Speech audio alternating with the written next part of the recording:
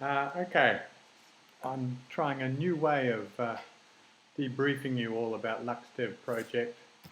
Rather than spending a couple of hours typing on the computer, I'm doing this video and you can all watch it, and there you go.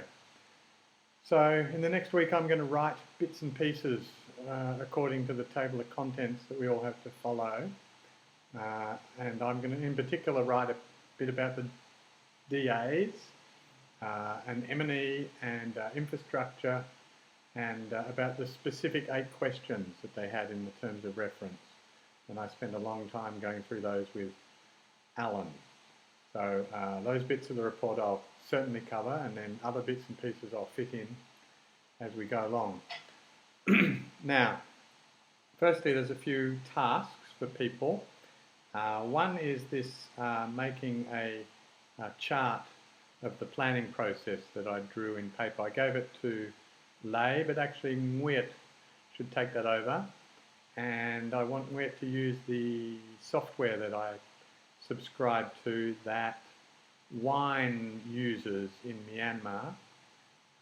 You can get the details and the password from wine, and she can send you an example of what she's done for me, and use the same software. It's a good thing to learn to produce a very pretty one-page landscape overview of the whole planning process, going from the first activities they did, the LPPP and these other things they did in the first year of the project, and then what they do for the annual planning cycle. And the steps there I've got, and add as much detail as possible while still making it look nice and not too difficult to follow. Okay, that's Nguyet and the planning chart. Lay, I want you to do a word cloud. Google that phrase and you'll learn what it is, and there's some free software that you can use to make them. Basically what they are is, well, you'll find out. And what you need to make one is a list of words and then some data about each of those words. And then you make it. So the list I'm thinking of is every single different activity implemented by the project to the end of last year.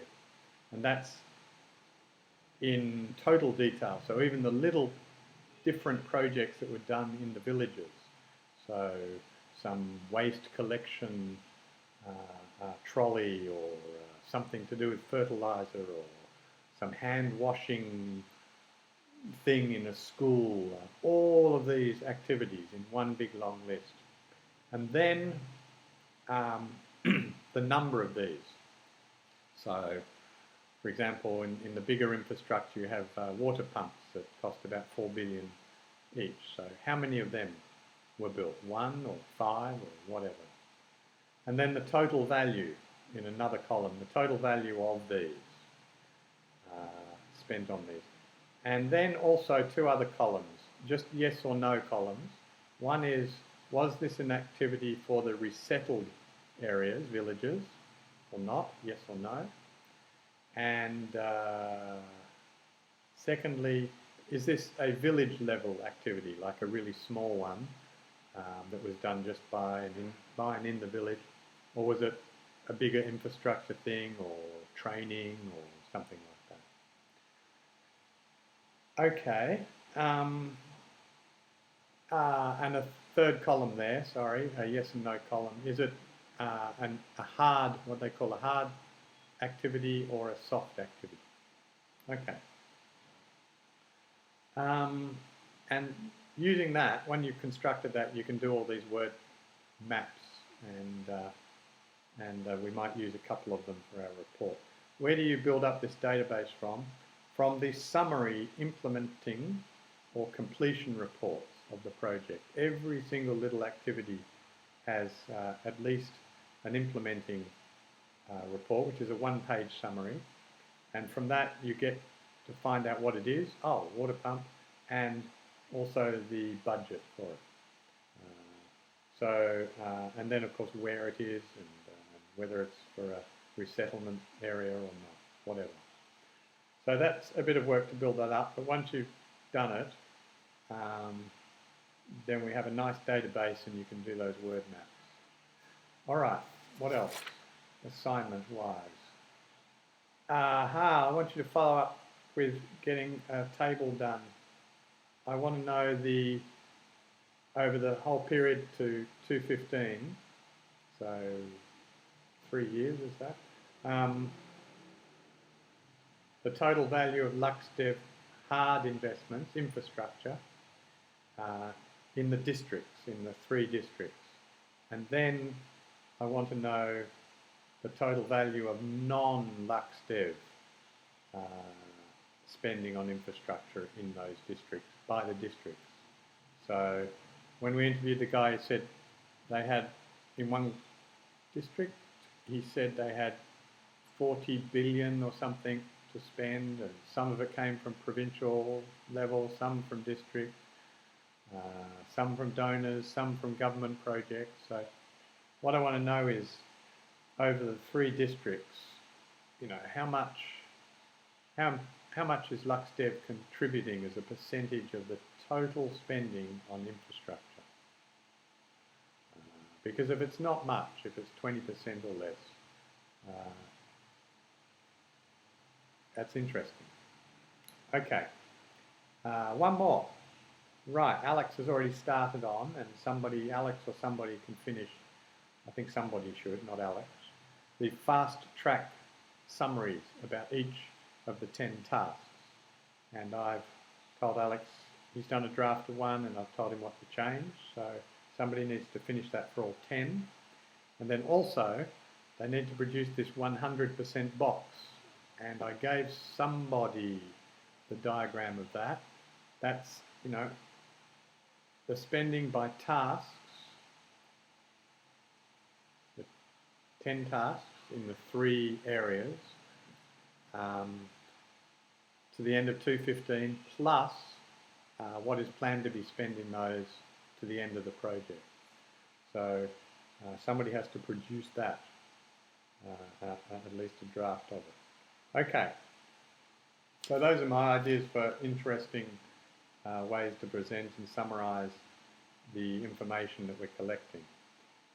Which brings us to another question. How are we going to summarise and synthesise all of this fieldwork notes that's just been taken? Well, we've got now literally hundreds and hundreds of pages of stuff. I've got a dozen pages here, and I'm just going to go through the highlights for you. And I'll also cover most of this information in what I write. But you guys have got hundreds and hundreds of pages of stuff, and you now have to sort it out and write bits for the report. There's actually methodologies to do that, and you need to Google and search this. All I do is I read through my notes again, and I highlight whatever I think is interesting. And so, for example, here I've just gone through and highlighted a few things that I think are interesting enough to, you know, to be written about. The rest of the stuff, no, it's just information and some facts.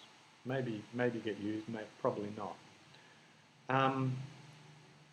You need to do something similar, but when you've got so many pages, you have to have even more, a better approach.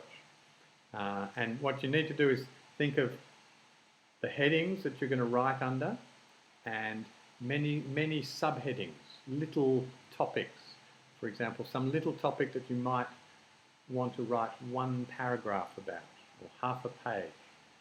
And then you need to go through all of your text and connect the text to that list. That list you just produced becomes a list of keywords. And as you read through notes, you need to then add the keywords, and this can be done electronically, so that then, say you have a keyword microfinance, and everybody's collected bits and pieces about the microfinance and the women's union. If it's all on computer and you've put in those keywords, then you can, it will bring all those bits and pieces together in one text in front of you, and there it is, all what everybody's collected about women's union and microfinance, and then you can read it and write your paragraph or half a page or whatever. So look up how you do that, and there are actually software programs that help you do that. And you're going to have to do it in Vietnamese because it's just not worth translating the whole lot into English. So you're going to have to start drafting actual pieces using this sort of methodology and then translate your draft written pieces into English. So work through that. It's a very useful skill for dealing with a large volume of qualitative information. Okay, somebody has to keep on top of the two consultants too. Make sure that they write to the table of contents, and then work with them on the other headings and subheadings that they'll be writing stuff about. Otherwise, they'll write all sorts of stuff, and you'll have to sort it out later. Okay. I think I already said you've produced a matrix where you've listed every single question in the terms of reference, and then trying to, write down the answers to each and every single question. Everybody keep working on that. Everybody should have some set of questions that they have to write the answers to. And then when we've done the report, we'll also add another column that says pages in the main report relevant to this question and its answer. So you might have a question, some text about the answer. It doesn't have to be very detailed. It could just be no. And then if it's talked about in the main report, you then go page 12 and page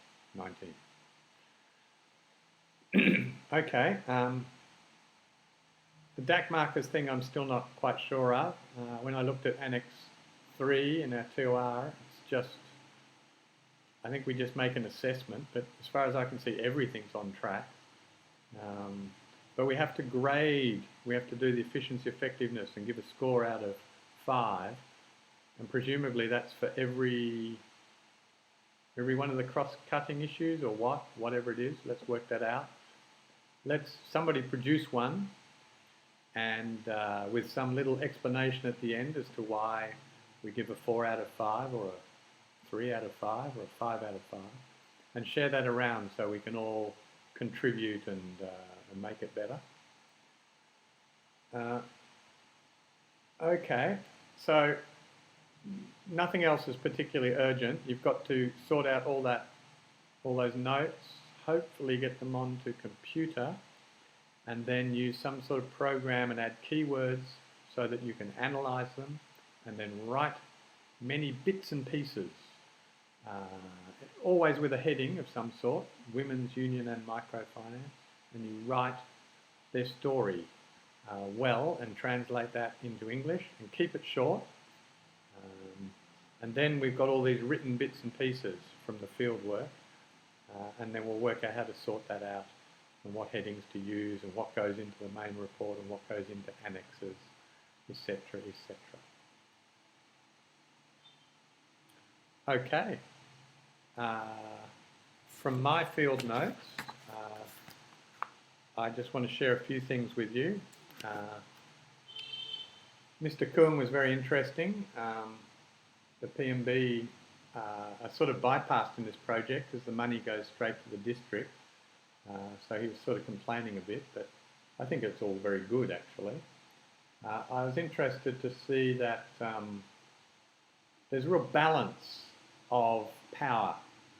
Sometimes the TA says no to something, sometimes Kuhn and the PMB want something and get it, sometimes they don't. Mostly what's proposed at the grassroots level through the planning process is what gets funded, but there's all sorts of exceptions, and it's very interesting. I like the balance between the actors. It's not like the people who control the money are the dictators and everybody has to sin-fep them to get anything. It's not like that. So for example, he gave a talk. He said there was some computers planned as an activity, but there was an ADB project, Bill Gates funded project, sorry, and he wanted it cancelled. but actually the TA office didn't agree with him, but then finally it was cancelled. The PSC reviewed and agreed to cancel it. So that's an example where the TA office didn't get their way. Another example where they did get their way is it was proposed to buy chairs for the one-stop shop and computers and other equipment, and also for some health centre. And the TA was just saying that should be paid for locally, and it's not really new or innovative or capacity building. And that was stopped by the TA office. And Mr. Kung says about 20% of proposed activities are rejected by the TA office. Also, when I talked about the infrastructure stuff with Alan, he said when they first started the project and they went down and said, what do you want? Everybody just said roads, roads, roads, roads, roads, roads. So they said, well, you know, roads are not particularly in line with our objectives of climate resilience, blah, blah, blah, blah, and there's many other things. So they responded to that with two things. One is they developed a list of 34 things, examples, but basically they said you can spend your money on one of these 34 things, which included roads, but they were trying to make them think and spend their money on other things and more directly related to coping with the climate, like pumps and stuff, irrigation, canals and so on. And they also, most importantly, developed a set of criteria for scoring every proposal with numbers. And these criteria, you can see them, they're about production is one group, and it's weighted 50%, and there's some measures of production, how it contributes to increasing production. And 40% was on how it increases to climate resilience or something like that. And 10% was weighted in terms of the local contribution. Were they supplying some inputs themselves and so on, and if they were, they get more points. So then every proposal is weighted, scored against this criteria, and that's really helped to shift people's focus and shift what's being proposed back to a more climate changey focus for the project. So, you know, again, that's about how they've dealt with these issues and how they've developed criteria within the system rather than just sitting in the TA office and saying no or yes all the time. So now they have this whole process of debating, you know, what score to give to this project, and they have a meeting and somebody says it should be more and they agree and give it more points, and then it gets funded. So there's more of a process, but it's well structured and it's based around numbers and criteria. Okay. What else? Nothing much else from Mr. Kuong.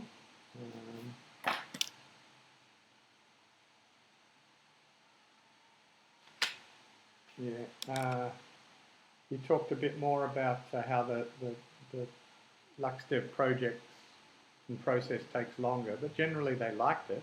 And when he was asked about what's sustainable after the project, he said that they will keep the LPPP process and the more detailed 5 and annual planning activities, and also the infrastructure selection criteria I just talked about. They're going to improve them and keep them and use that system. And then there were some other things he mentioned. We need to have a clear list of the things that, you know, he and others were saying that they will do, and that we believe they will do after the project's finished, because those are our list of sustainable impact in terms of soft impact, let's say, call it like that, changing the way government does things. Okay. Then with Alan, yeah, what I like is they've done a lot of training here, and obviously they had a lot of capacity to do things because they had commune facilitators in every commune. They have this DIB, which is set up and sort of under their part of their their system. So there's a lot of capacity in every commune and district to get stuff done. And that's why they could do so many hundreds of different little projects each year. And they also mixed in with that a lot of prior planning and thinking. So the first year of the project involved this LPPP and vulnerability assessments and something else. And then also a lot of other requirements to develop project proposals and so on. But they were all connected to a lot of training as well. So that people were coming, and they're being paid a good per diem, $50,000, $70,000 a day, to come and join training activities that were directly relevant to them getting activities and projects. So they were interested anyway. It wasn't just some training on something. It was, helping you to do your proposals so that you can get them funded, stuff like that, or to do the M&E system so you can report, and still it's all about getting funded and doing it according to the rules. So yeah, I like the way there was a lot of training integrated with this system, and a lot of the system that is now functioning year by year. People seem to really like. A lot of the guys I talked to in the planning department and so on were saying, yeah, we really like it's more complicated, but it's good and it meets the real needs of the local people, blah, blah. So some of it will continue after the project, the strengthened planning system. And remember, it's only just the government's planning system too, right? It's strengthening the existing job that they have to do anyway, the annual plan and selecting projects. Okay.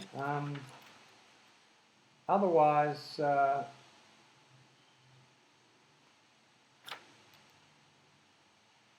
think I'm more or less done. Those are the main points I wanted to share with you. Yeah, the guy in Hue LUXDEV was saying, the LUXDEV way of planning is much better than the government way, and they want to continue it. There's a lot more time and energy spent on each step, and it still all is in line and complies with the Vietnamese guidelines.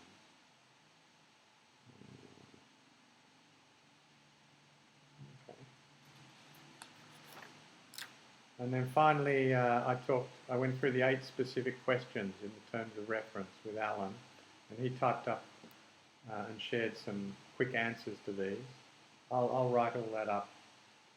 I'm not sure it should be a separate part of the main report or an annex, but I'll write it up anyway. Yeah, he was talking about the investment and the development of the criteria.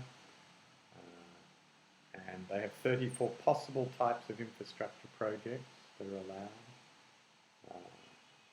They also do 6 or 7 research activities every year, and these also are integrated into the planning process.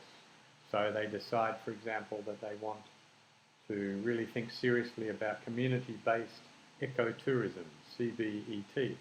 So they did a study on that, how it could be supported, and that's been completed recently. They've also done them on reforestation, and that's going to lead to funded activities.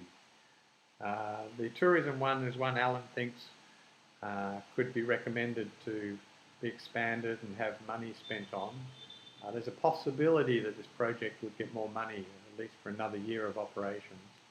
So they could continue what they're doing now, plus maybe have a special focus on the ecotourism.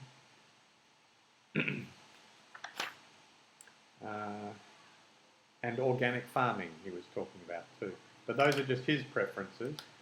Any sort of special new focus should go through a participatory process. But if it's only a 1-year extension, it basically has to be connected to something they're already doing now, or they've already researched in detail so they can implement quickly. Okay, done.